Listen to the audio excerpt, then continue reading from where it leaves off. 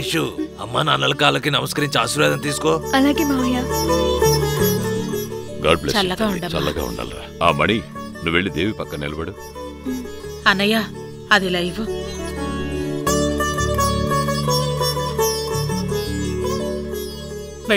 వెళ్ళి ఆశీర్వాదం తీసుకో. ఆశీర్వదించండి అత్తయ్య. చల్లగా ఉండమ్మా, చల్లగా ఉండు. చల్లగా ఉండాలి. వదినా, కుంకుమ బొట్టు పెట్టండి. పర్వాలేదు అమృత, మీరే కదా నా పుట్టింటి వాళ్ళు, ఖచ్చితంగా పెట్టాల్సిందే. పెట్టండి.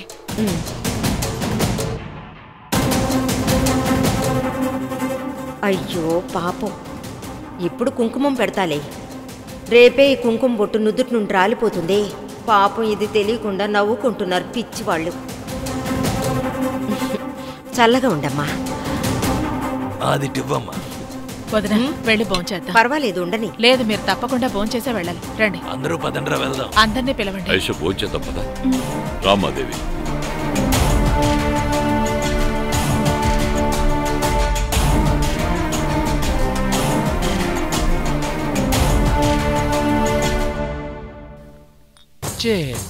cheers. ఏంట్రా మామా, ఎలా ఉన్నావు? రారా, రావచ్చు, కూర్చో. రా, అలా కూర్చో. భాస్కరా, చెప్పాను కదా ఈయన నా ఫ్రెండ్. హలో. ఈయన భాస్కర్, రాయలసీమలో ఆయన ఏం చెప్తే అదే వేదవాక్కు. ఇదిగో తాగు. cheers.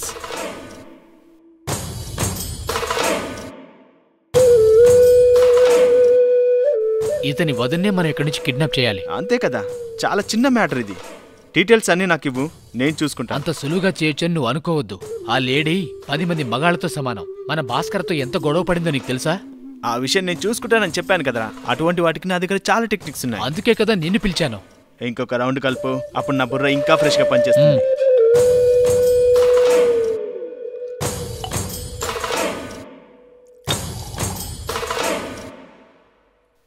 ఇలా చూడు, వాళ్ళు చేసినట్టు డైరెక్ట్గా వాళ్ళ ఇంటికెళ్ళి వాళ్ళతో గొడవ పడకూడదు. ఎవ్వరు చూడకుండా, శబ్దం చేయకుండా జాగ్రత్తగా అమ్మాయిని కిడ్నాప్ చేయాలి. పని కరెక్ట్ గా చేసావంటే నీకేం కావాలన్నా ఎంత కావాలన్నా ఇస్తా. ఇదంతా నాకు జూజుబీరా.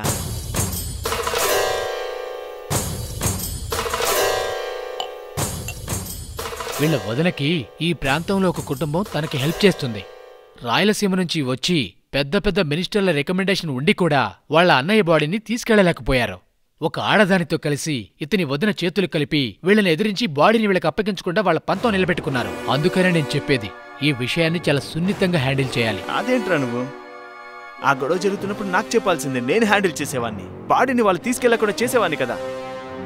ఎలాంటి విషయాల్ని ఎలా డీల్ చేయాలో ఆటి లెక్కలు వాడుకుంటాయి. ఇంకో మాట, ఇతని వదినతో పాటు ఒక ఇన్కమ్ ట్యాక్స్ ఆఫీసర్ తోడుగా ఉన్నాడు. వాడితో మాత్రం నువ్వు చాలా జాగ్రత్తగా బిహేవ్ చేయాలి. నువ్వు ఒకడివి.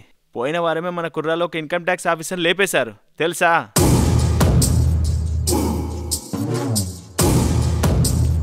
ఎవరిని? సురేందర్నా? ఆ పేరు మనకు తెలియదులేరా. ఎవరో ఇన్కమ్ ట్యాక్స్ ఆఫీసర్ని లేపేయమని చెప్పారు. ఆ కాంట్రాక్ట్ నాకు వచ్చింది. ఆ టైంలో నాకు అనంతపురంలో ఒక పని పడింది. నేను దాన్ని వేరే వాడికి అప్పగించాను. ఆ ఫోటో కూడా నా దగ్గరకు పంపించినట్టున్నారా.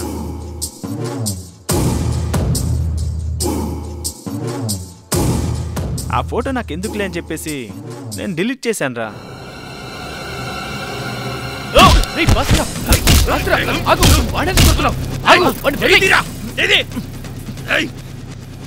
చెప్పు, నా అన్నని చంపింది ఎవడురా? ఎవడో చెప్పరా.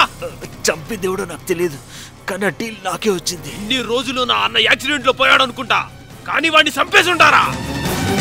ఎవడిని ఇడిసి పెట్టను. రేయ్, మా సీమ నుంచి ఎవడైనా ఏసేమన్నాడా? లేదు లేదు, లోకల్ వాళ్ళే. ఇలా చూడు, నా దగ్గరే దాచాలనుకుంటున్నావా? అదేంటయ్యా నువ్వు కూడా? నువ్వు మావాడియే కదా, నిన్నెందుకు మోసం చేస్తా? నిజం చెప్పరా. ఆ మనిషి ఎవరు ఇప్పుడు నీకు తెలియాలి, అంతే కదా? ఆ డ్రైవర్ నాకు బాగా తెలిసినడే. వాడి దగ్గరికి నేనే స్వయంగా వెళ్ళి ఎవరు చెప్పారో తెలుసుకుంటాను, ఓకేనా? చంపింది ఎవడో తెలియాలా? ఆడిని ముక్కలు ముక్కలుగా నరికేసి నా మెడలో దండగా వేసుకుంటా.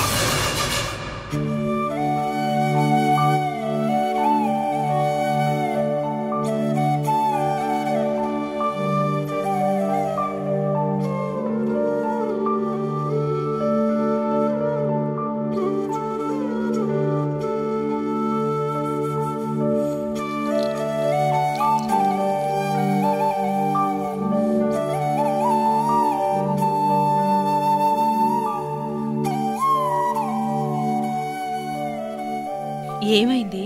నాకేమైంది? తెల్లవారితే రిసెప్షన్. తెలుసు. నువ్వు కోరుకున్న వాడిని పెళ్లి చేసుకోబోతున్నావు, అది నీ ఇష్ట ప్రకారమే. ఇంకెందుకు నిద్రపోకుండా మేల్కొనున్నావు? ఏం లేదు, దేవి అత్తయ్య ఇందాకొచ్చారు కదా, ఆ, ఆవిడ చూసిన చూపు, ఆవిడ మాట్లాడిన విధానం, అవన్నీ తలుచుకుంటుంటే నాకు చాలా భయంగా ఉంది. అలాంటివేమీ పట్టించుకోకు. అయ్యో మేం చేసుకోలేకపోయామే అని బాధ ఆవిడికి. వాళ్ళు ఓడిపోయామని ఒప్పుకోవడానికి వాళ్ళకి మనసు రావట్లేదు, అందుకే.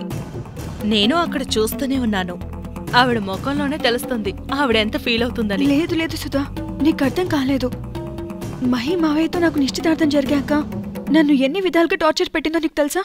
తను మాట్లాడే ప్రతి మాట ఒళ్ళంతా నిప్పులు చిమ్మినట్టే ఉంటుంది. నేను బయటకైతే చెప్పుకోలేదు, కానీ మనసులో మాత్రం చాలా కృంగిపోయాను. తనకిక వేరే దారేం లేదు, మా ఇంటికే చచ్చినట్టొచ్చి బ్రతకాల్సిందే అని అలా బిహేవ్ చేస్తుంటారు. ఇంకంతకన్నా వాళ్ళు ఇంకేం చేయగలరు? అందుకని నువ్వు ఇలా కూర్చొని మనసు పాడు చేసుకుంటావా? రేపే రిసెప్షన్ ఉంది, నీ ఫేస్ కూడా ఆవిడ ఫేస్ లాగా అయిపోతుందేమో చూడు. అలా భయపెడతావేంటి? మరి పెళ్లి కూతురు ఇలా పడుకోకుండా కూర్చుంటే బావుంటుందా? నీ మంచి మనసుకి ఎటువంటి కీడు జరగదు. ఒంటి కాలు మీద నిలబడి నువ్వు అనుకున్న సాధించావు. ఇకపై ఎవ్వరూ నీ పెళ్లిని అడ్డుకోలేరు. మన ఊళ్ళోని పెళ్ళనేసరికి ఇన్ని గొడవలు జరుగుతున్నాయి. మనసుకు నచ్చిన వాణ్ణి లవ్ చేసి అతనితో జీవించిన గొడవే. తల్లిదండ్రులు నిశ్చయించిన అబ్బాయిని పెళ్లి చేసుకుందామంటే ఆ పెళ్లే ఒక గొడవ. మంగళసూత్రం లేకుండా అయినా పెళ్లి చేసుకోవచ్చు, కానీ గొడవలు జరగకుండా పెళ్ళనేదే జరగదు. నిజంగా నువ్వు మాత్రం చాలా తెలివైన దానివి. ఇంట్లో వాళ్ళు చూసిన అబ్బాయిని ప్రేమించి పోరాడి పెళ్లి చేసుకోబోతున్నావు. నాకెంత సంతోషంగా ఉందో తెలుసా? నేను సురేందర్ విషయంలో తొందరపడ్డానేమో అనిపిస్తోంది. నీలాగే నేను కూడా పోరాడి మా కుటుంబాల్ని ఒకటి చేసి పెళ్లి చేసుకొనుండుంటే ఇంకా కొంతకాలం కలిసుండేవాళ్ళమేమో. కలిసిమెలిసి ఆనందంగా బ్రతకాలని నాకిప్పుడు చాలా ఆశగా ఉంది. చూసావా, పెళ్లి కూతుర్ని పడుకోమని చెప్పడానికొచ్చి నేనేదేదో మాట్లాడుతూ నిన్ను నిద్రపోకుండా చేస్తున్నాను. అలాంటిదేమీ లేదులే సుధా. నీ మనసుకు నచ్చినట్టే ఈ పెళ్లి చాలా సూపర్గా జరుగుతుంది. నువ్వు ప్రశాంతంగా పడుకో, ఓకేనా? Good night. Good night.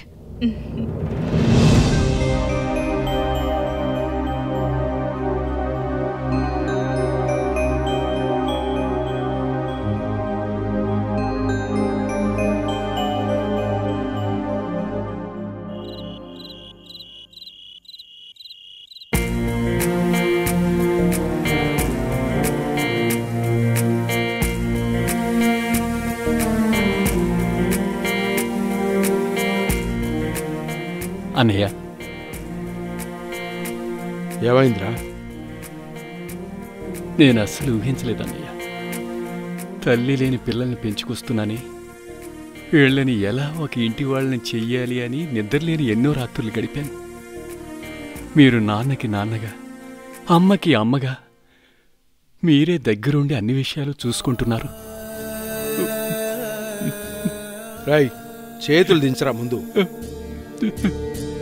చేతులు దించమని చెప్తున్నాను కదా, ఎందుకురా చిన్నపిల్లాళ్ళు ఏడుస్తున్నావు? కళ్ళు తుడుచుకో.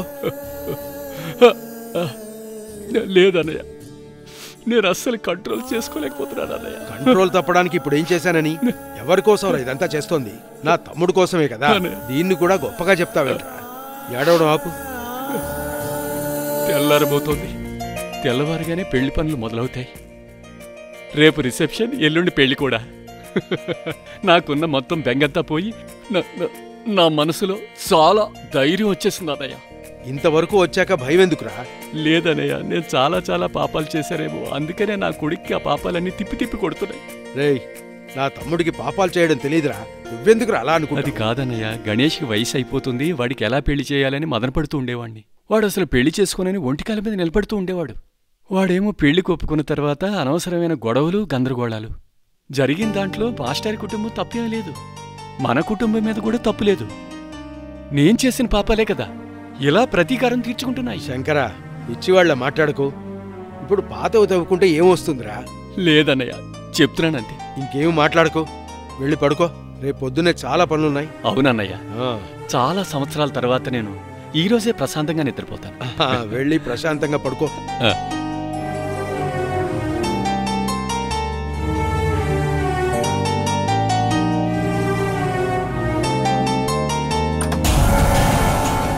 ఇలా రారా, నువ్వు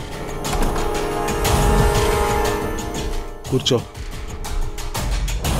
ఏంట్రా, అంతా సిద్ధం చేసావా? అని అన్ని పక్కాగా రెడీ చేశానని.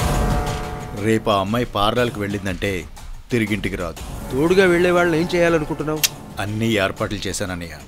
మీరు ఇప్పుడు అన్నికి చెప్పినట్టే చెయ్యండి. మీరు వెళ్ళి ప్రశాంతంగా పడుకోండి, అన్నీ కరెక్ట్గా జరుగుతాయి.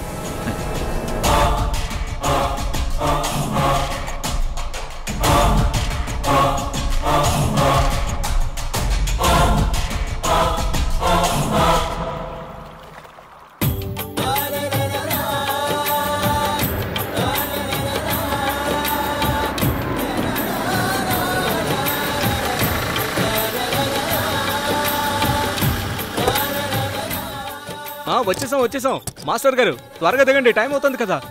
రైట్. వెళ్ళండి. ఇక నుంచి మా అమృతవల్లి కాళ్ళు భూమి మీద ఆగవు కదా. ఏంటి రాజేంద్ర, ఎందుకలా అంటున్నావు? అవును, మరి కూతురు పెళ్లి జామ్ గాని చేస్తున్నారు. మరి ఇక అమృతవల్లి కాళ్ళు భూమి మీద ఆగుతాయి ఏంటి?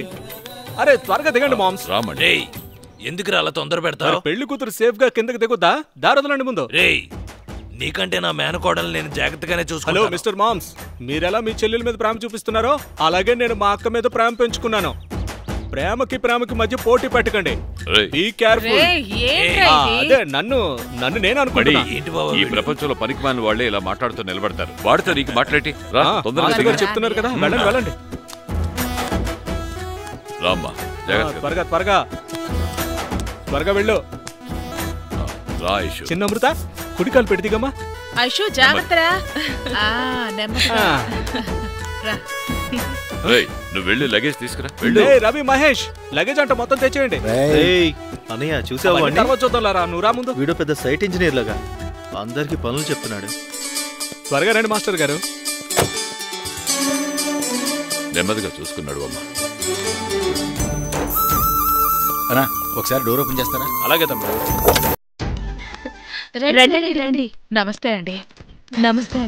రండి, నేను వెళ్ళాను చెప్పేసి వస్తాను.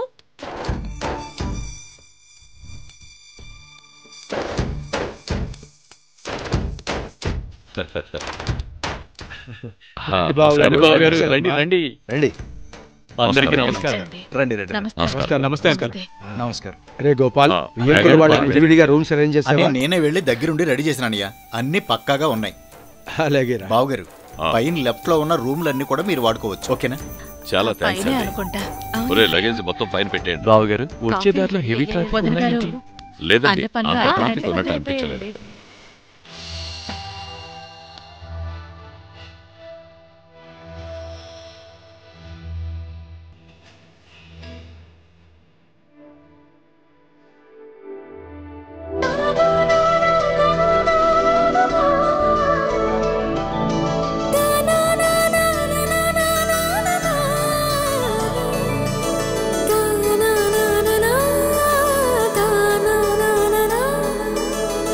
నా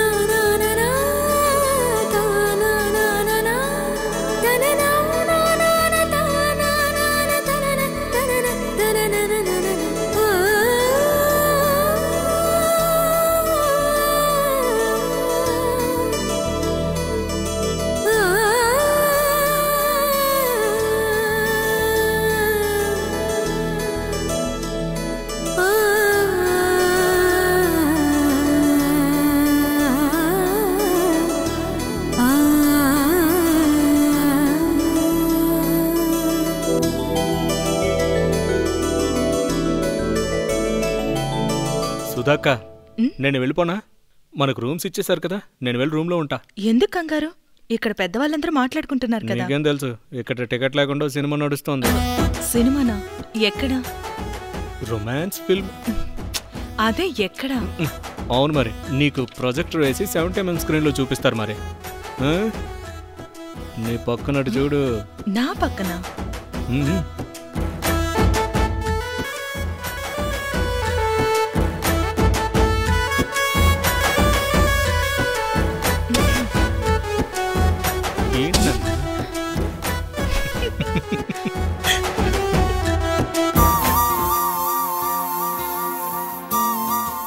బావగారు, మీకేం కావాలని అడగండి, నేను రెడీ చేసి పెడతాను. చాలా సంతోషం. పర్వాలేదు. మీరు వచ్చేటప్పుడు వ్యాన్లోనే కదా వచ్చారు? అవునండి. ఓ ఏం లేదు, బయటికి వెళ్ళాలంటే వ్యాన్లో వెళ్ళలేరు కదా.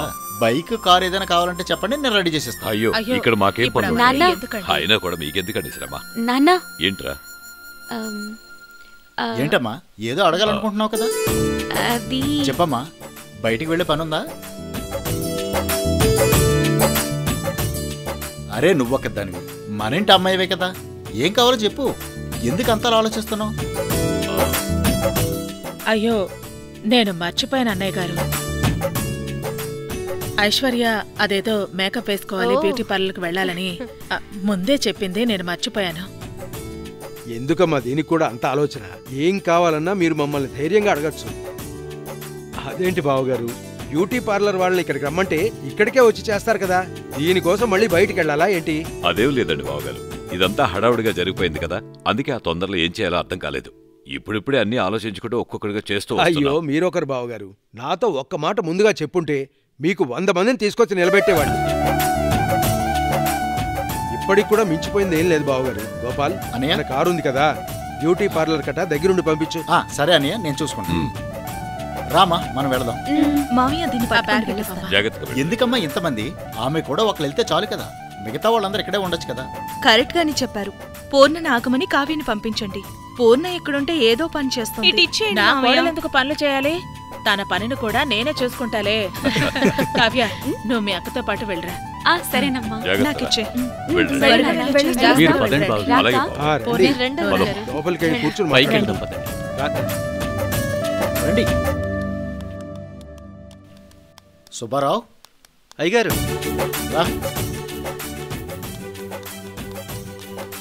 వీళ్ళని బ్యూటీ పార్లర్కి తీసుకువెళ్ళి, సరే అక్కడి నుంచి అలాగే బస్ స్టాండ్కి వెళ్ళి మన చుట్టాలందరినీ తీసుకురా. అలాగే. వీళ్ళని పికప్ చేసుకోవడానికి నేను వేరే కార్ని పంపిస్తాను. అలాగే అయ్యగారు.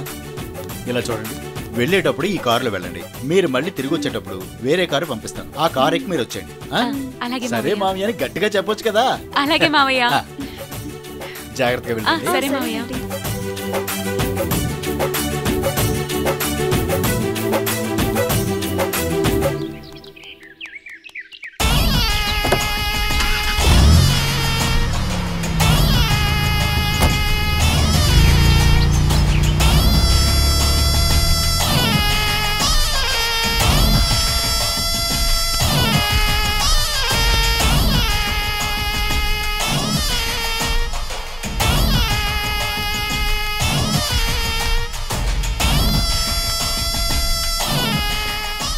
అన్నా ఇదిగో అన్నా, ఒకే కలర్ పెట్టదు. అలాగే తమ్ముడు. నవీన్ ఇలారా. ఎందుకు నవీన్ ఈ పనులు నువ్వు చేస్తున్నావు? దానికి ఏమైంది సార్? సరే, కారు నడపడం వచ్చా? నడుపుతాను. అయితే ఓకే, నేరుగా రైల్వే స్టేషన్కి వెళ్ళు, దాని ఎదురుగానే టీ కొట్టు ఉంటుంది, మనకు ఆర్కెస్ట్రా వాళ్ళు ఉన్నారు కదా, వాళ్ళు వస్తారు. ఆయనకి నీ ఫోన్ నెంబర్ ఇచ్చాను, ఆయన్ని పికప్ చేసుకో. బ్లాక్ కలర్ చిన్న కారు, 2852 కారు నెంబర్. ఓకే సరేనా?